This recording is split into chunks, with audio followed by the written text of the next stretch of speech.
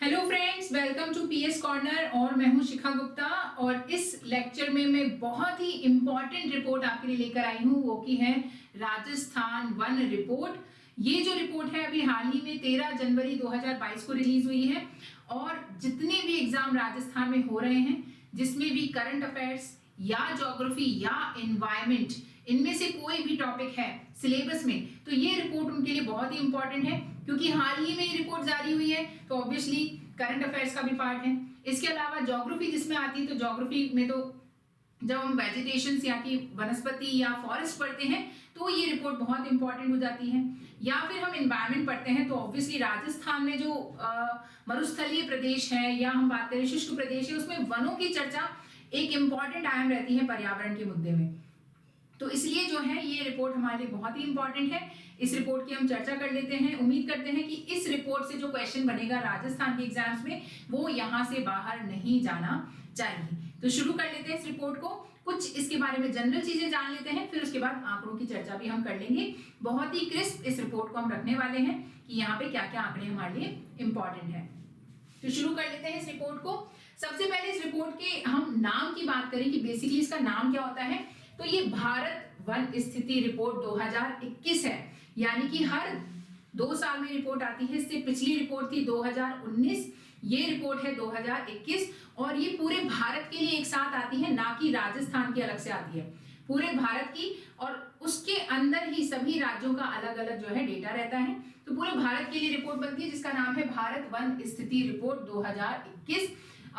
Status of forest report जो है, state of forest report इसे कहा जाता है। ठीक है, ये रिपोर्ट जारी कौन करता है? ये रिपोर्ट जारी करता है फॉरेस्ट सर्वे ऑफ इंडिया, यानी भारतीय वन सर्वेक्षण विभाग, FSI जिसे शॉर्ट फॉर्म में बोलते हैं। और इसका हेडक्वार्टर है देहरादून में, देहरादून उत्तराखंड में। और इसकी स्थापना हुई थी 1981 में। ठीक है, तो ये क्वेश्चन जनरल क्वेश्चन है, जो यहाँ से एनालिटिकल टाइप क्वेश्चन में भी और फैक्चुअल क्वेश्चन भी बन सकते हैं कि ये रिपोर्ट कौन सी है, 2021 की रिपोर्ट है। इसके अलावा इसे जारी कौन करता है? फॉरेस्ट सर्वे ऑफ इंडिया, भारतीय वन सर्वेक्षण विभाग करता है। और जो है ये देहरादून में है, FSI का हेडक्वार्टर, और इसकी स्थापना हुई थी 1981 में। हर 2 वर्ष में ये रिपोर्ट जारी की जाती है, यानी इससे पिछली थी 2019 और अब की जो है वो कौन सी है, 2021 है। तो ये जो है लेटेस्ट रिपोर्ट है। और यानी अगली रिपोर्ट कब आएगी? 2023 में आएगी। 2 वर्ष में तैयार की जाती है। FSI जो है वो किसके अंतर्गत आता है? फॉरेस्ट सर्वे ऑफ इंडिया या भारतीय वन सर्वेक्षण। ये आता है जो हमारी ministry of environment, forest and climate change है, उसके अंतर्गत आता है। यानी पर्यावरण, वन तथा जलवायु परिवर्तन मंत्रालय के अधीन आता है। शॉर्ट में बोले ministry of environment, forest and climate change, इसके अंतर्गत FSI आता है। यानी अगर देखा जाए कि मंत्रालय कौन इसे जारी करता है, तो इसे जारी करने वाला मंत्रालय कौन है? पर्यावरण, वन और जलवायु परिवर्तन मंत्रालय इस रिपोर्ट को जारी करता है। पहली रिपोर्ट की चर्चा करें तो ये पहली रिपोर्ट जारी की गई थी 1987 में। अगर हम थोड़ी सी इसके पास्ट की बात करें ना, फॉरेस्ट सर्वे के पूरे राजस्थान में या पूरे भारत में भी, तो जो सबसे पहली वन नीति बनाई गई थी, देखिए जो जितनी भी ये सारी चीजें चल रही हैं हमारे इर्द गिर्द फॉरेस्ट से रिलेटेड, वो फॉरेस्ट पॉलिसी से रिलेटेड है, वन नीति से संबंधित है। तो पूरे भारत में जो पहली वन नीति बनी थी वो लॉर्ड डलहौजी के टाइम पे बनी थी, जो कि 1855 में बनाई गई थी। 1855 में लॉर्ड डलहौजी थे, जिन्होंने क्या है, वन नीति जारी की थी और कहा था कि जितने भी वन हैं पूरे भारत में, या जितने भी जगह जो ब्रिटिश साम्राज्य के अधीन थे उस समय, तो उसमें वनों को काटना प्रतिबंधित कर दिया गया था। और ये कहा गया था जो वन है वो सरकार की प्रॉपर्टी है, सरकार की संपत्ति है, तो सिर्फ सरकार ही काट सकती है उसके अंदर पेड़, आम आदमी जाके वनों के अंदर पेड़ नहीं काट सकता है। तो ये 1855 में लॉर्ड डलहौजी ने जो नीति बनाई थी उसके अंतर्गत कहा गया था। और बाद में चल के 1894 में 1894 में राष्ट्रीय स्तर पर एक वन नीति जारी की गई थी, राष्ट्रीय वन नीति बनाई गई थी। तो ये तो तब था जब भारत ब्रिटिशर्स के अधीन था। और उसके बाद जब भारत आजाद हुआ 1947 में, तो 1952 के अंतर्गत पहली वन नीति स्वतंत्र भारत में जारी की गई थी। तो अगर स्वतंत्र भारत की बात करें तो पहली वन नीति 1952, और अगर हम बात करें भारत में पहली वन नीति तो 1855 में लॉर्ड डलहौजी के टाइम आई थी। अब अगर हम बात करें 1952 में जो फॉरेस्ट पॉलिसी आई थी, वन नीति आई थी, इसे 1988 में संशोधित किया गया है, अमेंड किया गया है ना, इसमें संशोधन किया गया और ये कहा गया कि पूरे भारत में जितना क्षेत्रफल है उस क्षेत्रफल के 33% भूभाग पर क्या होने चाहिए, वन होने चाहिए। तो ये 33% वाला जो क्लॉज है वो 1988 में इंट्रोड्यूस किया गया था, 1988 में।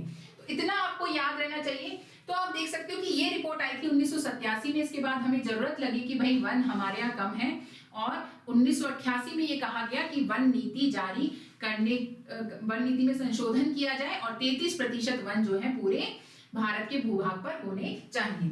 अब अगर हम बात करें 13 जनवरी 2022 को ये जो नई रिपोर्ट आई है, कौन सी रिपोर्ट है हिसाब से, ये 17वीं रिपोर्ट है। इससे पिछली जो 2019 में आई थी वो 16वीं रिपोर्ट थी और जो इसके बाद आएगी वो कौन सी हो जाएगी, 18वीं रिपोर्ट हो जाएगी। तो ये 17वीं ऐसी रिपोर्ट है।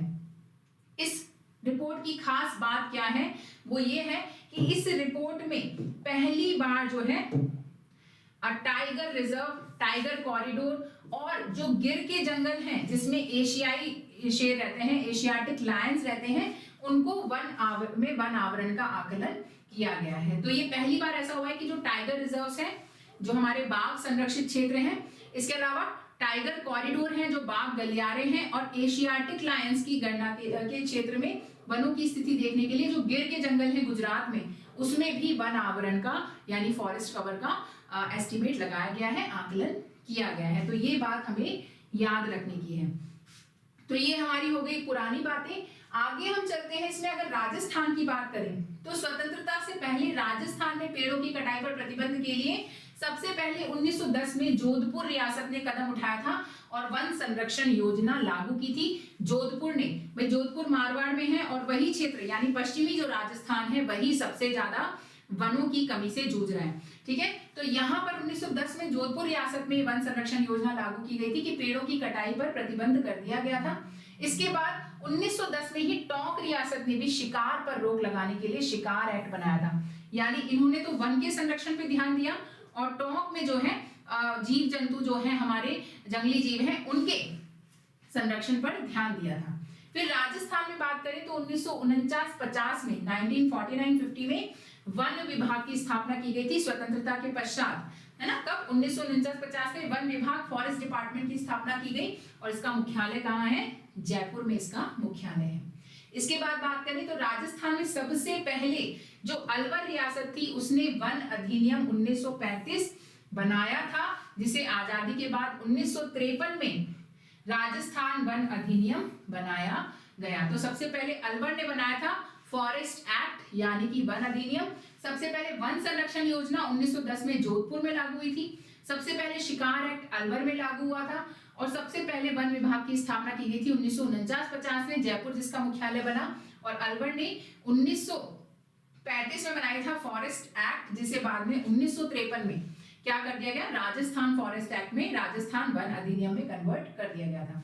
अगर हम बात करें 42वां संविधान संशोधन, जिसे कि हम मिनी कॉन्स्टिट्यूशन भी कहते हैं, बहुत ज्यादा इसमें अमेंडमेंट हुए थे, तो उसी में 1976 में ये 42 में जो संशोधन हुआ था संविधान का, इसके अंदर वनों को समवर्ती सूची यानी कॉन्करेंट लिस्ट से निकालकर किस में डाल दिया गया, सॉरी कॉन्करेंट लिस्ट में डाल दिया गया। इससे पहले ये स्टेट लिस्ट के अंदर था, राज्य सूची में था पहले, और 1976 के अंतर्गत इसे कॉन्करेंट लिस्ट में यानी कि समवर्ती सूची में डाल दिया गया। यानी अब केंद्र सरकार और राज्य सरकार दोनों इस पर कानून बना सकते थे। इससे पहले जो है सिर्फ राज्य सरकार इस पर कानून बना सकती थी। तो राज्य सूची से हटाकर इसे समवर्ती सूची में डाला गया था।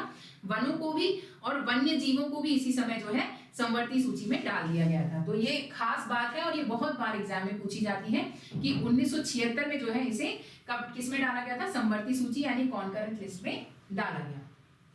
आगे अगर हम चर्चा करें वनावरण, वन क्षेत्र, इन सारी चीजों की, तो इसमें हम दो शब्द पढ़ेंगे। एक तो पढ़ेंगे वनावरण इस रिपोर्ट के अंदर, फॉरेस्ट कवर, और दूसरा पढ़ेंगे वृक्षावरण यानी कि ट्री कवर। दोनों में क्या डिफरेंस है एक बार समझ लेते हैं। देखो फॉरेस्ट की अगर आप कल्पना करो तो क्या होता है, फॉरेस्ट जिसके अंदर बहुत सारे पेड़ हों, और एक वृक्षावरण यानी पेड़ों का ग्रुप हो, तो क्या मतलब है इसका। देखो अगर ऑफिशियली इसकी डेफिनेशन देखें तो क्या है, वह सभी भूमि जिसका क्षेत्रफल 1 हेक्टेयर से अधिक हो। याद रखना है कि क्षेत्रफल के आधार पर ये जो है डिफरेंस किया गया है। तो जिसका क्षेत्रफल 1 हेक्टेयर से ज्यादा हो, प्लस जहां वृक्षों का घनत्व यानी कि जो डेंसिटी है वो 10% से ज्यादा होनी चाहिए। 10% से कम अगर वृक्षों का घनत्व होता है, यानी कि किसी क्षेत्र पर जितनी भूमि है उस पर वृक्षों की जितनी कैनोपी है। कैनोपी का मतलब क्या है, देखिए अगर सपोज आप एक जंगल की कल्पना कीजिए, जिस जंगल में बहुत सारे पेड़ हैं, उस जंगल में आप कल्पना कीजिए कि आप ऊपर देख रहे हैं तो आपको एक बिल्कुल पेड़ ही पेड़ों की छाया दिख रही है, रोशनी नहीं दिख रही सूरज की, तो उसे बोलते हैं कैनोपी, यानी वृक्ष आपस में जुड़े हुए होते हैं और जितनी खाली स्पेस उसके अंदर दिखाई देती है, जितनी रोशनी आपको दिखाई देगी वो उसका खाली स्पेस है। तो अगर वो खाली स्पेस की चर्चा करें तो कम से कम 10% से जो है अगर वो कम है, ठीक है, 10% से कम कैनोपी है, यानी वृक्षों की जो छाया है वो 10% से कम है, तो हम ये मानते हैं कि वो वन है ही नहीं। ऑब्वियसली अगर मान लीजिए 90% क्षेत्र खुला हुआ है, आपको 90% आसमान दिख रहा है, तो उसे आप किस एंगल से वन बोलेंगे, तो उसे हम झाड़ियों की कैटेगरी में रखते हैं, स्क्रब्स बोलते हैं, ठीक है, श्रब्स बोलते हैं। तो ये 10% से ज्यादा होना चाहिए वृक्षों का घनत्व, वरना तो हम उसे फॉरेस्ट्री नहीं मानते। हालांकि फॉरेस्ट रिपोर्ट में उनका भी एस्टिमेट रहता है, उनका भी आकलन है कि 10% से कम कैनोपी वाले क्षेत्रों का, लेकिन उनको वनों में नहीं गिना जाता। तो पहली चीज क्या होनी चाहिए, उसका क्षेत्रफल 1 हेक्टेयर से ज्यादा होना चाहिए और वहां वृक्षों का घनत्व जो ट्री डेंसिटी है वो 10% से ज्यादा होनी चाहिए, तो उसे हम क्या कहते हैं, वनावरण कहते हैं, यानी कि क्या कहते हैं उसे, फॉरेस्ट कवर कहते हैं। कैनोपी आप समझ गए होंगे ना कि पेड़ों की जो छाया है उसे बेसिकली हम कैनोपी बोल रहे हैं। अगर मैं ये बोलूं कि 100% 100% वृक्षों की कैनोपी है, वृक्षों का घनत्व है, इसका मतलब क्या हो गया कि वहां पे बिल्कुल भी रोशनी नहीं दिखाई देती। अगर अपन नीचे से ऊपर देखें बिल्कुल भी रोशनी नहीं दिखाई देती, इतना घना वो जंगल है ना, तो उसे हम बोलेंगे वो। अगर 0% है मतलब पूरा आसमान दिखाई दे रहा है, पेड़ ही नहीं है, ठीक, तो ये 10% से ज्यादा होना चाहिए। इसके अलावा इसमें भूमि का स्वामित्व कुछ भी हो सकता है, इसका कानूनी दर्जा क्या है इससे प्रभावित नहीं कर सकता। वो कोई गवर्नमेंट लैंड हो सकता है, कोई प्राइवेट लैंड हो सकता है, कोई फर्क नहीं पड़ता। यह आवश्यक नहीं कि इस प्रकार की भूमि जो है वो अभिलेखित वन में शामिल हो, यानी वो शेड्यूल्ड फॉरेस्ट हो, यानी उसे फॉरेस्ट की कैटेगरी में पहले से दर्ज किया गया हो। उसकी सिर्फ एक ही रिक्वायरमेंट है कि क्षेत्रफल 1 हेक्टेयर से ज्यादा होना चाहिए और जो वृक्षों का घनत्व है वो 10% से ज्यादा होना चाहिए। अगर 1 हेक्टेयर से कम क्षेत्रफल होगा तो उसे हम क्या बोलेंगे, वृक्षावरण बोलेंगे।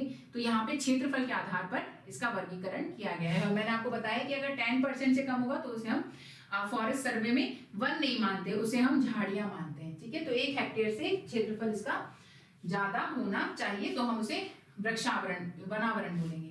अगर अभिलेखित वन क्षेत्र के बाहर 1 हेक्टेयर से कम आकार के वृक्ष खंड आते हैं, ठीक है, यानी या तो वो शेड्यूल्ड फॉरेस्ट हो, शेड्यूल्ड फॉरेस्ट अगर नहीं है और उसका क्षेत्रफल 1 हेक्टेयर से कम है, फिर चाहे फॉरेस्ट डेंसिटी 10% से ज्यादा हो तो उसे हम काउंट भी करेंगे फॉरेस्ट में, लेकिन हम उसे ट्री कवर बोलेंगे, ना कि फॉरेस्ट कवर बोलेंगे, ठीक है। यानी कि पहली चीज हो गई कि जो वृक्षों का घनत्व है, ट्री डेंसिटी है, क्योंकि ये सारी चीजें तो सैटेलाइट से रिकॉर्ड की जाती है, तो ऊपर से पता चल जाता है कि कहां पर वृक्षों की डेंसिटी, वृक्षों का घनत्व ज्यादा है, पहली चीज।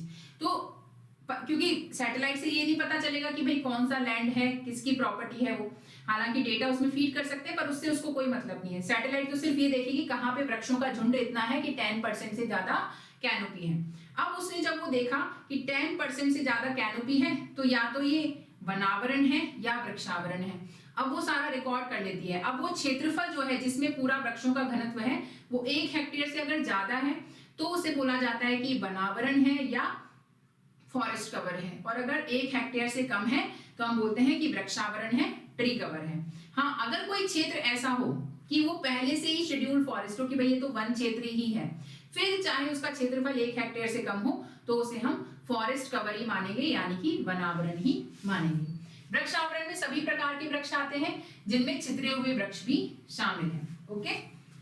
स्कैटर्ड फॉरेस्ट वो भी शामिल है। राजस्थान में वनों की चर्चा करें तो अभी की जो रिपोर्ट है 2021 की 17वीं जो फॉरेस्ट रिपोर्ट है, इसके अनुसार राजस्थान में जो वन है वो कितने हैं, 32,862.50 वर्ग किलोमीटर क्षेत्र में है, ठीक है। जबकि राजस्थान का क्षेत्रफल कितना है, 3 लाख 42,000, लगभग 3.5 लाख से 3.5 लाख के आसपास है, उससे थोड़ा कम है। और लेकिन ये जो है आप देख सकते हो 32,862 है, जो कि हमारे जो राजस्थान का भौगोलिक क्षेत्रफल है उसका मात्र 9.6% है। जबकि 1988 में जो फॉरेस्ट पॉलिसी में अमेंडमेंट किया गया, संशोधन किया गया, उसके अकॉर्डिंग हमारी रिक्वायरमेंट है कि 33% भूभाग पर वन होने चाहिए, लेकिन राजस्थान में सिर्फ 9.60% क्षेत्र पर जो है वन है। 32,862.5 वर्ग किलोमीटर क्षेत्रफल पर। अगर हम अभिलेखित वन क्षेत्र के अनुसार राजस्थान का देश में स्थान देखें तो वो 25वां स्थान आता है। ठीक है, आगे हम बात करें, 3 प्रकार की जो फॉरेस्ट पॉलिसी थी उसके अंदर 3 प्रकार के वन माने गए थे। ठीक है, 1953 में जो हमने ये बनाया था 1952 में, उसके अकॉर्डिंग तो आरक्षित वन, संरक्षित वन और अवर्गीकृत वन, यानी कि रिजर्व फॉरेस्ट, कंजर्व फॉरेस्ट और ये जो है अनक्लासिफाइड फॉरेस्ट। तो आरक्षित वन किसे कहते हैं? यहाँ पे पूरी तरह से हर तरह की प्रतिबंध होता है। यहाँ पे ना तो आप पशु चरा सकते हो, ना आप कटाई कर सकते हो, ना आप पर्यटन कर सकते हो, कुछ नहीं कर सकते। ये पूरी तरह से प्रतिबंधित क्षेत्र होता है जो आरक्षित वन होते हैं। ठीक है, इसके अलावा जो कंजर्व फॉरेस्ट होते हैं, संरक्षित वन होते हैं, या इनको रक्षित वन, आरक्षित वन भी बोला जाता है। ये क्या होते हैं? यहाँ पर कुछ कुछ तो प्रतिबंध होते हैं, लेकिन जैसे आप यहाँ पे कटाई नहीं कर सकते, पशु चराई नहीं कर सकते, लेकिन कुछ कुछ छूट भी होते थे। जैसे आप रिसर्च कर सकते हो, अनुसंधान कर सकते हो, यहाँ जाके पर्यटन के लिए भी थोड़ी बहुत अनुमति मिल जाती है। तो यहाँ पे जो थोड़ी बहुत सरकारी नियंत्रण के साथ साथ कुछ छूट हमें मिल जाती है। अवर्गीकृत जो है वनों के अंदर क्या होता है, यहाँ पे हर तरह की छूट है आपको। आप चाहे मवेशी चराओ अपने, चाहे पेड़ काटो, सब तरह की छूट होती है। ये अनक्लासिफाइड फॉरेस्ट होते हैं, इनको लगभग हमें मानते हैं कि ठीक है चलो कोई बात नहीं, फॉरेस्ट है ही नहीं हमारे लिए, क्लासिफाई नहीं कर रखा हमने इनको। तो आरक्षित वन, संरक्षित वन, अवर्गीकृत वन, सबसे ज्यादा छूट होती है अवर्गीकृत वन में। किसी प्रकार का कोई प्रतिबंध यहाँ पर नहीं होता है। आगे हम चर्चा करें, आप कुछ डेटा की बात कर लेते हैं। डेटा में हम चर्चा करें तो आरक्षित वन होते हैं, संरक्षित वन होते हैं, अवर्गीकृत वन होते हैं। राजस्थान में कुल वन क्षेत्र कितना है? 32,862.50 वर्ग किलोमीटर। इसको हमने 100 मान लिया। अब बाकी सारे वनों में कितना डिस्ट्रीब्यूशन है तो आप देख सकते हो सबसे ज्यादा वन जो है वो रक्षित वनों की कैटेगरी में आते हैं। रक्षित वन के अंदर 18,543.22 वर्ग किलोमीटर क्षेत्रफल है, जो कि राजस्थान के जो ये हमारे कुल वन है उनका 56.43% है। यानी आधे से ज्यादा जो हमारे यहाँ वन है वो कैसे हैं? रक्षित वन है, जिनमें कुछ कंट्रोल होता है सरकार का और कुछ छूटें होती हैं, जैसे पशु चराई या आप जो है पेड़ नहीं काट सकते, लेकिन पर्यटन अनुसंधान की छूट होती है। और इसमें आप देख सकते हो कि पिछले साल 2019 में ये 55.64% था, जिसमें थोड़ी वृद्धि हुई है, 56.43% हो गया है ये। तो पूरे राजस्थान में जितने वन है उसके 56.43% क्या है? रक्षित वन है। और सबसे ज्यादा जो रक्षित वन है या संरक्षित वन है ये 12 में है। ठीक है, तो आपको याद रखना है 12 में है सबसे ज्यादा रक्षित वन। फिर हम बात करें आरक्षित वन, कंजर्व फॉरेस्ट, इनका दूसरे नंबर पे स्थान है। और इनका क्षेत्रफल, आप क्यूमुलेटिव क्षेत्रफल ना याद करो, प्रतिशत आप याद रखना थोड़ा सा। तो इनका क्षेत्रफल है 12,176.24 वर्ग किलोमीटर। और ये राजस्थान के जो कुल वन है उनके 37.05% क्षेत्रफल पर पाए जाते हैं। पिछले साल 2019 की रिपोर्ट में ये 38.11 थे, यानी कि यहाँ पर कमी दर्ज हुई है। देखो 38.11 से 37.05 हो गए हैं, तो ये कमी दर्ज हुई है, यहाँ पर वृद्धि दर्ज हुई है। ठीक है, तो इसे याद रखेंगे। ये गलत बात है कि जहां पर ज्यादा हम प्रोटेक्ट कर सकते हैं फॉरेस्ट को, बल्कि वहां पे हमें कम कर दिया है, यानी हमने उस क्षेत्र को थोड़ा सा कम कर दिया है जहां पर हमने ज्यादा प्रतिबंध लगा रखे थे। हालांकि सबसे ज्यादा जो आरक्षित वन है यानी कि रिजर्व फॉरेस्ट है, ये उदयपुर में है। ये वो क्षेत्र है जहां पर ज्यादातर जनजातियां निवास करती हैं, दक्षिणी अरावली में, और वनों का घनत्व भी ज्यादा है दक्षिणी अरावली में। तो सदर्न अरावली में, उदयपुर में सबसे ज्यादा है रिजर्व फॉरेस्ट, जिनमें थोड़ी सी कमी आई है। वर्तमान में 37.05 जो है ये पाए जाते हैं। अवर्गीकृत वनों की बात करें तो ये राजस्थान के कुल क्षेत्रफल के 6.52% क्षेत्रफल पर है। पिछले साल 6.25, मतलब उल्टा हो गया, 6.25 से 6.52 गए, इसमें भी वृद्धि दर्ज हुई है। और ये सबसे ज्यादा पाए जाते हैं बीकानेर में।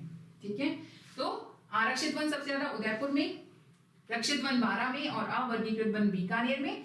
जिसमें अगर हम देखें सबसे ज्यादा रक्षित वन पाए जाते हैं पूरे राजस्थान में 56.43, सब उसके बाद नंबर आता है आरक्षित वनों का 37.05 और सबसे कम है अवर्गीकृत 6.52।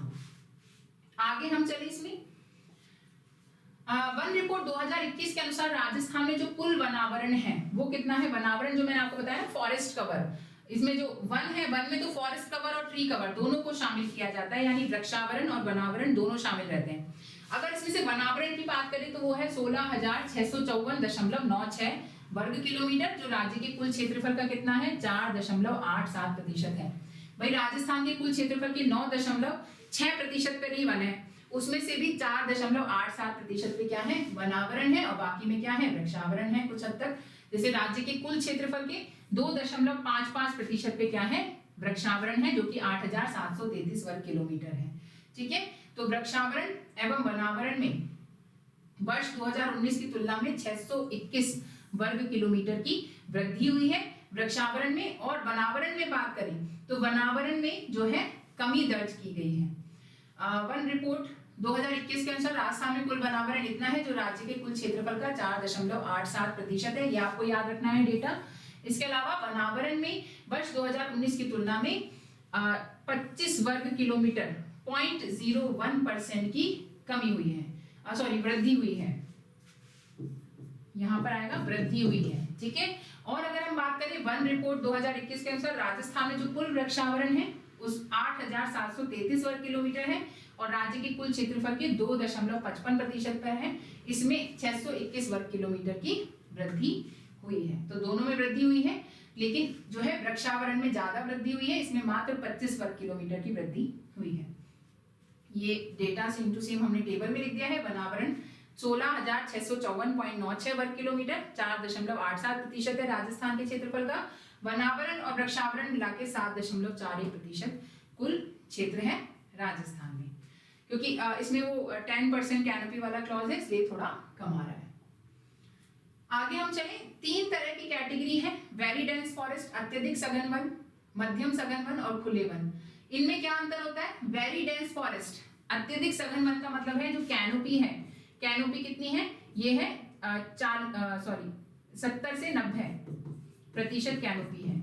अगर मध्यम सघन वन है तो मतलब 40 से 70% कैनोपी है। खुले वन का मतलब है 10 से 40% कैनोपी। और झाड़ी क्षेत्र स्क्रब हम किसे कहते हैं कि अगर कैनोपी 10% से कम है, तो यानी कितने वृक्षों का घनत्व है उस अकॉर्डिंग इनको डिवाइड किया गया है। तो ये आप याद रखेंगे। अत्यधिक सघन वन अगर हम बात करें तो मात्र 0.02% क्षेत्रफल पर है, 78.15 वर्ग किलोमीटर क्षेत्रफल पर हमारे यहाँ अत्यधिक सघन वन है।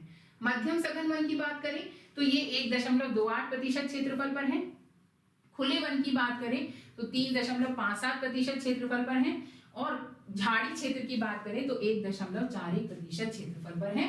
तो अगर हम बात करें कुल वनावरण की, जिसकी अभी हमने चर्चा की थी, वनावरण और वृक्षावरण, तो वनावरण के अंतर्गत हमने 3 कैटेगरी करी है, अत्यधिक सघन, मध्यम सघन और खुले वन।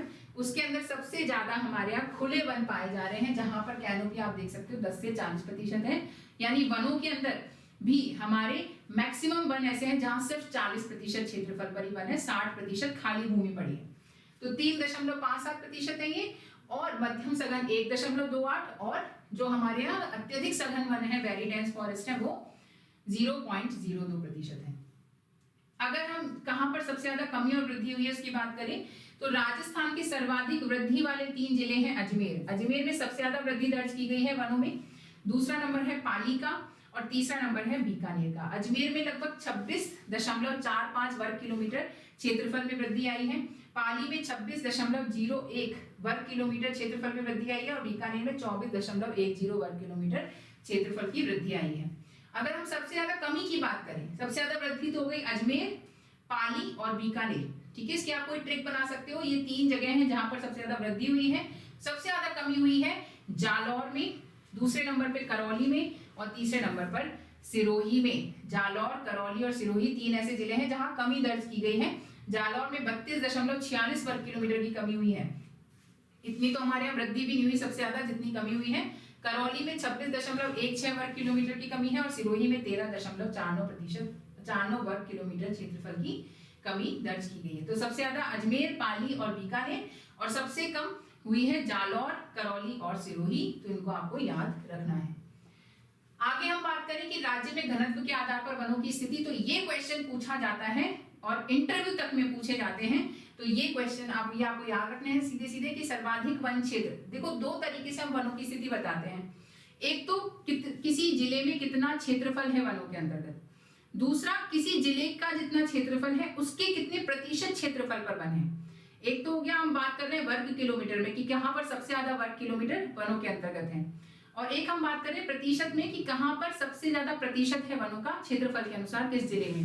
तो अगर हम बात कर रहे हैं कुल क्षेत्रफल के अनुसार, क्षेत्रफल की टर्म में बात कर रहे हैं वर्ग किलोमीटर में, तो सबसे ज्यादा वन है उदयपुर में, दूसरे नंबर पे अलवर, तीसरे नंबर पर प्रतापगढ़। पिछले साल भी यही थे, इस साल भी यही है, ठीक है। टॉप 3 उदयपुर, अलवर, प्रतापगढ़, और इनमें जो है 2753.39 वर्ग किलोमीटर पे तो उदयपुर में है, 1195.91 वर्ग किलोमीटर अलवर में है, और 1033.77 वर्ग किलोमीटर प्रतापगढ़ में है।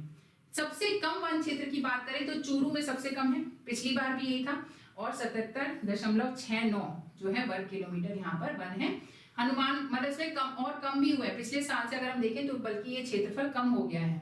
हनुमानगढ़ की बात करें तो यहाँ पर वृद्धि हुई है, फिर भी ये दूसरे नंबर पर है, यानी सबसे कम अगर वनों की बात करें तो दूसरे नंबर पर हनुमानगढ़ आता है 92.97। पिछली साल से हालांकि यहाँ पे वृद्धि है। जोधपुर की बात करें तो पहले नागौर आता था तीसरे नंबर पे, अब के नागौर 5वें नंबर पे चला गया है, और जोधपुर तीसरे नंबर पे आ गया है, 109.25 यहाँ पर क्या है वर्ग किलोमीटर वनों की स्थिति है। तो नागौर ने अपने आप को सुधार लिया है, थोड़ा सा 5वें नंबर पे आ गया है, नीचे से बॉटम से 5वें नंबर पे चला गया, और जोधपुर बॉटम से 3rd नंबर पे आ गया, ठीक है। तो जोधपुर वाला आप याद रखेंगे क्योंकि ये चेंज हुआ है इस बार, ठीक। आगे हम चलें, वन क्षेत्र की बात करें कि कितने जो क्षेत्रफल के प्रतिशत के अनुसार हम बात करें तो सबसे ज्यादा उदयपुर के 23.49% क्षेत्रफल पर वन है, प्रतापगढ़ के 23.24% क्षेत्रफल पर वन है, और सिरोही में 17.49% क्षेत्रफल पर वन है। जहां हम वर्ग किलोमीटर में बात कर रहे थे तो उदयपुर, अलवर और प्रतापगढ़ टॉप 3 थे, यहाँ पर उदयपुर, प्रतापगढ़ और सिरोही टॉप 3 हैं। और न्यूनतम वन क्षेत्र की बात करें तो यहाँ देखो जोधपुर जो उसमें तीसरे नंबर पे था, यहाँ सबसे ज्यादा बॉटम टॉप कर रहा है जोधपुर, मात्र 0.48% क्षेत्रफल पर वन है। हालांकि जोधपुर का क्षेत्रफल भी ज्यादा है तो उस अकॉर्डिंग। चूरू यहाँ पर दूसरे नंबर पे आ गया है जो कि वहां पर टॉप कर रहा है 0.56%, और तीसरे नंबर पे यहाँ जैसलमेर आ गया है 0.84%। हनुमानगढ़ लिस्ट से बाहर हो गया है। तो क्वेश्चन आपको एग्जाम में ढंग से पढ़ना है कि प्रतिशत क्षेत्रफल के अनुसार पूछ रहे हैं या वर्ग किलोमीटर के अनुसार पूछ रहे हैं, क्योंकि बिल्कुल अलग है डेटा।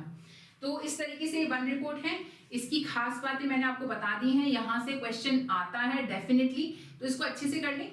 छोटा सा ही वीडियो है, ये जो PDF है आपको टेलीग्राम पे मिल जाएगी।